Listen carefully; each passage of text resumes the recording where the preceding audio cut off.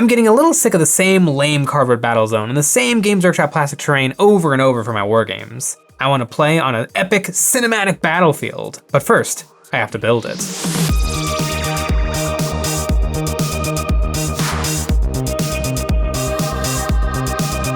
Hey guys, Jay here. Welcome to EonsOfBattle. We're not just a YouTube channel that makes wargaming hobby videos, but we also make wargaming terrain STLs our Patreon supporters can download, print out, and paint to populate their game boards at home so they can have some epic environments to play their tabletop wargames on.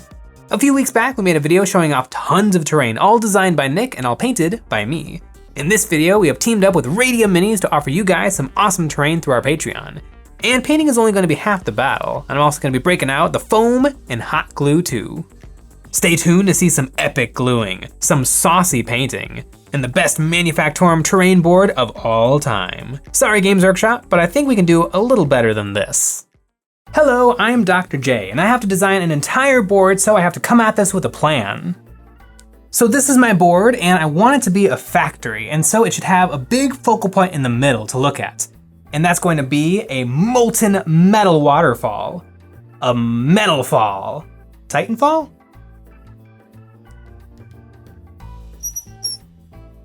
That's gonna be my base, but I'm gonna use the catwalks from Radium Minis to give it another whole level to play on.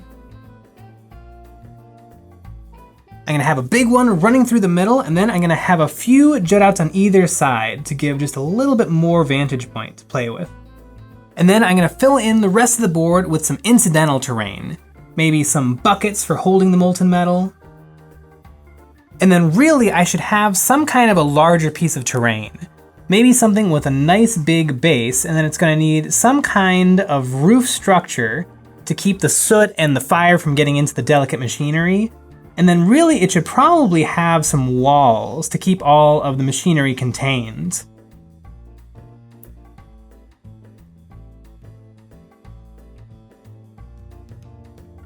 What the f is this? While Jay amuses himself, I'll do the real work. I have two 3D printers up and running for this project, but I don't want to print more than I need to.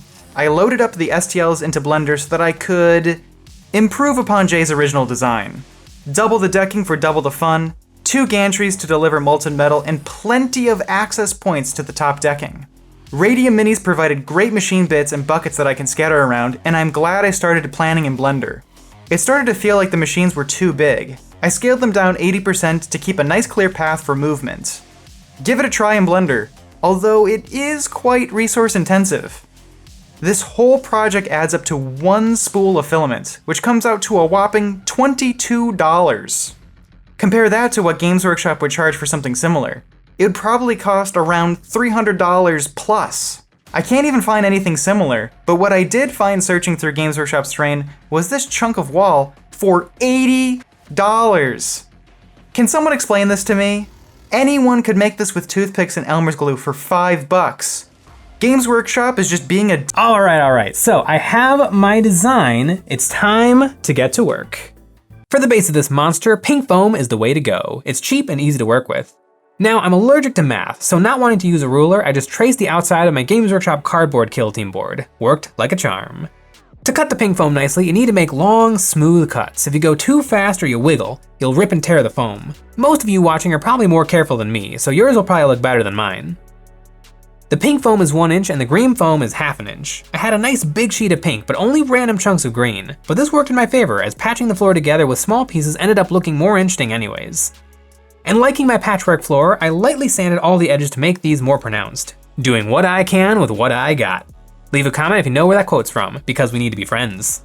Now I have my flat ground, but I want it to be a little more interesting, so I took the pizza protector from my last pie and pressed it firmly into the foam to gouge in a diamond-shaped texture.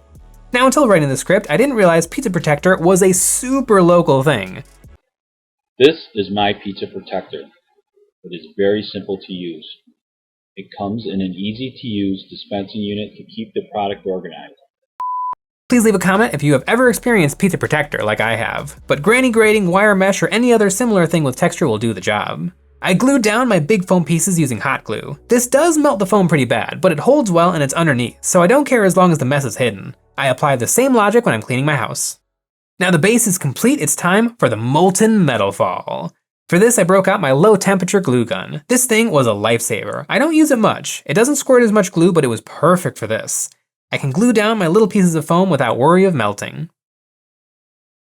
Ba-dum, ba-dum, ba-dum, ba-dum, ba-dum, ba-dum, ba-dum, ba-dum. Now with my tower built, it was time to make my molten river. I decided to try and use paper? I needed something long and unbroken, so I cut some strips of paper to size and I rounded one side on each and glued them together. I took my long piece of paper and draped it over my board, using lots of Elmer's glue to stick it down. The rounded seams look a little like ripples, maybe. It's mostly just a flat ribbon, but it did the job. Once it was dry, I gave the board 2 coats of a 50-50 mixture of acrylic paint and PVA glue to seal the foam. I used gray paint and then brown paint so I could tell the difference between the 2 coats to make sure I got everything. With the board all done, it was time to take a dump. I got ready for all the decking. I took out all the 3D printed parts and sorted them into piles. This is called knolling, and it makes my brain happy to make little organized piles.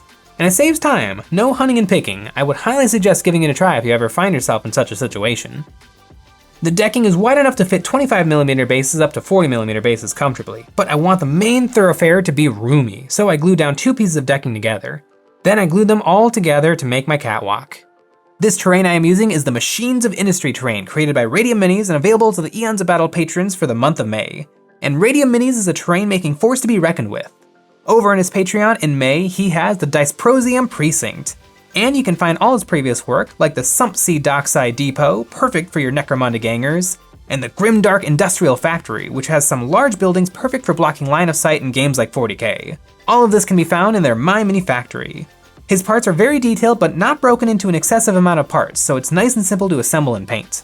Once my second floor was figured out, I began accessorizing the board, adding on the railing, figuring out where the stairs are going to go, putting these giant molds into place, and it filled out the board nicely.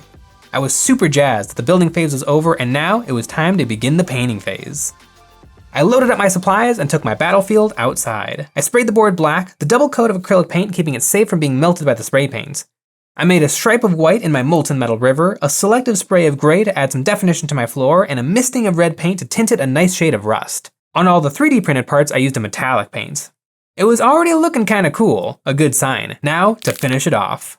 I used my airbrush and black ink to accentuate the lines in my foam, and I spattered on some burnt umber ink all around to make it feel like a lived-in world. They don't clean this place very often.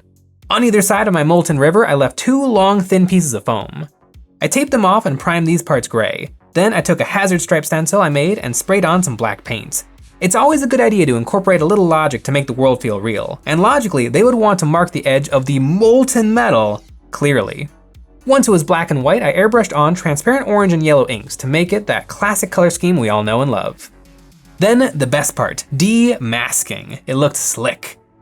To make my strip of paper look more like molten metal, I airbrushed some orange and yellow ink over the white on the edges where it would start to cool. Then I stippled on some black paint. This represents impurities and cold spots that have solidified, and to blend them in, I sprayed a dot of red ink to show the cooler metal surrounding these spots.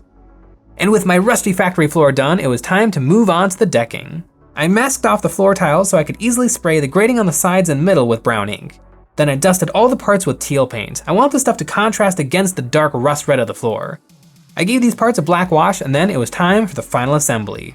I superglued it down to the board, and I was in love.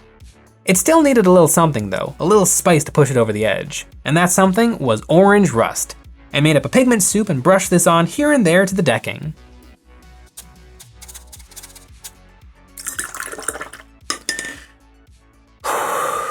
It's done.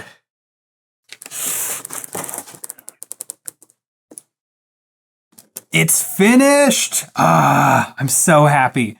I don't know if it truly captures the artistry of my original sketch, but I think it's pretty darn good. This took a long time to make. I was able to listen to 2 Warhammer books while doing this, Cyphus Cain for the Emperor and Day of Ascension, and they were both really good, but not as good as this board. I'm calling this battlefield the Foundry, and many epic stories will be told on this board. It reminds me a lot of some of the stuff we saw in the trailer for Kill Team 2. This board is a little more interesting than our usual couple of partially destroyed buildings, but it still offers the full Kill Team experience. Models can use the legs of the decking, the buckets, and the rolling arms to get a little cover, and they'll need it as the whole upper deck we are counting as vantage point. But it's also the danger zone, as there are many ways to get up there. Operatives can climb the staircases or scale the supports, or use these giant moles to get up there, so snipers will not be safe from close combat units. Now, the molten river cutting the board in half might seem like an oversight in a game like Kill Team, where movement is crucially important, but we have created a special rule.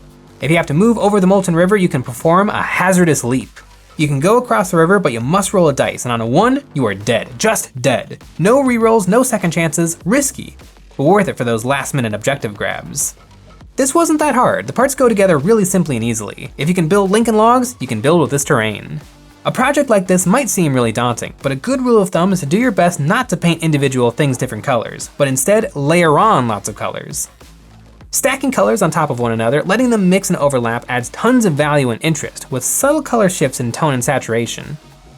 I've never gotten to play Warhammer on a real board before, not something like this. I tend to think of these games more as RPGs than balanced strategy games. I want to feel like I'm in the universe of 40k. Playing a game is just seeing what would happen if two factions met. What would happen if orcs and Krieg met each other in the bowels of a manufactorum? I can't wait to find out. Thanks for watching.